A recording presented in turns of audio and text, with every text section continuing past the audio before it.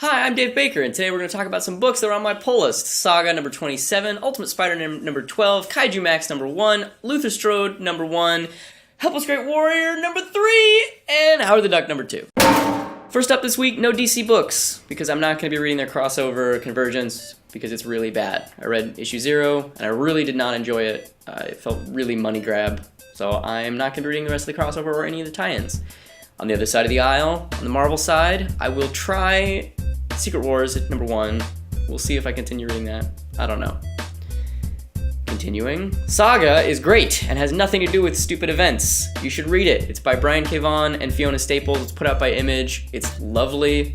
The book focuses on two incredibly well-rounded characters who are on the run from other incredibly well-rounded characters, and no one is a black and white cartoon. They're all fleshed out. It's wonderful. This issue specifically sees Marco, the male lead, tripping on space acid and having weird delusions about his wife and his past life, and it's absolutely beautiful. Fiona Staples is an amazing illustrator, and I wish she was drawing like half of the books on the market because nobody else makes comics like she makes comics.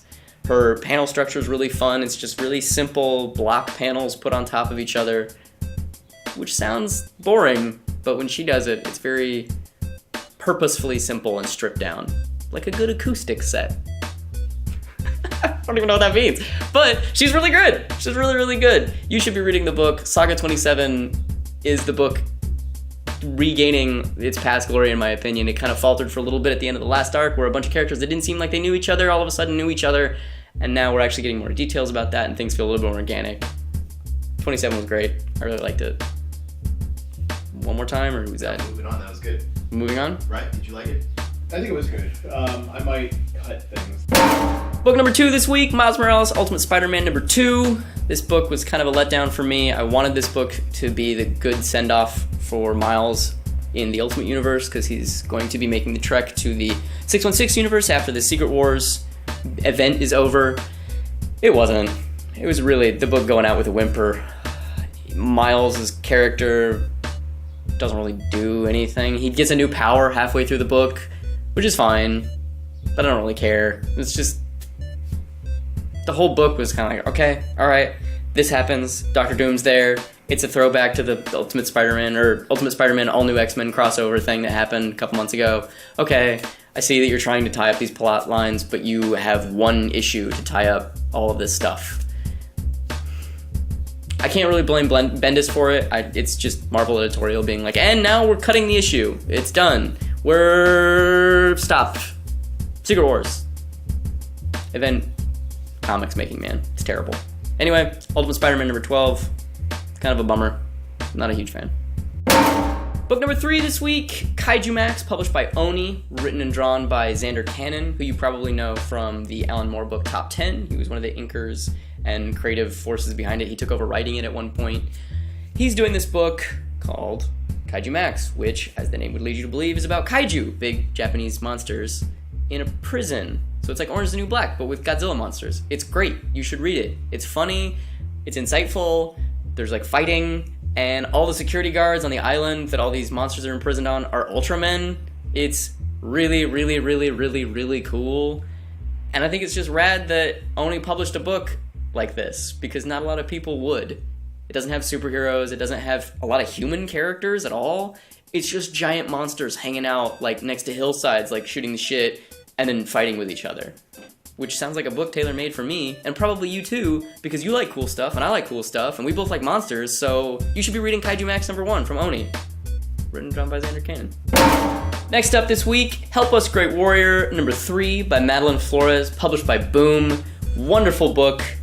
Aimed at girls. It's about a small, cute, grape-like Conan figure. It's awesome. You should be reading it. This issue specifically has a great sequence where Great Warrior is holding the hands of one of the other characters, and she thinks that they're really soft, so she just spends like 4 pages rubbing the person's hands on her face. It's great. The book is super, super well drawn. The only thing I would say is it doesn't read that well in single issues, just because it's kind of designed for trade, But this issue has read better in single issues than the other two. It's very spacious. There's lots of room in each panel, so you can kind of like breathe in the artwork. It feels like an animated TV show, kind of like Adventure Time. If you like Adventure Time, you'll like the show. It's really, really great. Helpless Great Warrior number 3, highly recommended. You should read it. Luther Strode number 1. This is the 3rd volume of Luther Strode, written by Justin Jordan, drawn by Tradd Moore. It's the big finale of the series. The whole thing's coming into an end. I can't really recommend it as a jumping on point, because if you haven't read the other 2 volumes of Luther Strode, you won't know who any of the characters are. But if you like comic book art, you should buy it, because Tradd Moore's illustrations are insane. It's 40 pages for normal cover price, 40 pages, and the whole issue is a giant chase sequence where he does John Romita Sr.-esque, like Spiderman. You know how John Romita Jr. drew Spiderman, like flipping through the air, and you draw him like 6 times in kind of like outline, and then the last one would be fully rendered drawing. The entire fight sequence is that way, and it's amazing. Nobody draws fight scenes like Tradd Moore. That's the reason they put him on Ghost Rider, and the reason why everyone was super sad when he left Ghost Rider. But he left Ghost Rider to come back to Luther Strode, so it's a good thing. The book is really fun. It feels like it's going to be a good conclusion to the book that I've loved so far. We'll see what happens with it. I'm a little nervous just because ending comics like this are really hard, and this specific first issue, even though it was double-sized, was really just an intro to the actual story.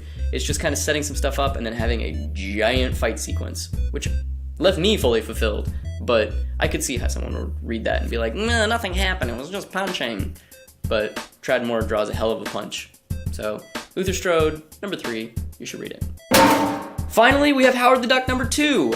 Chip Zdarsky, Joe Quinones. I want to love this book so much, but Marvel put the Guardians of the Galaxy in this book, and it's not good.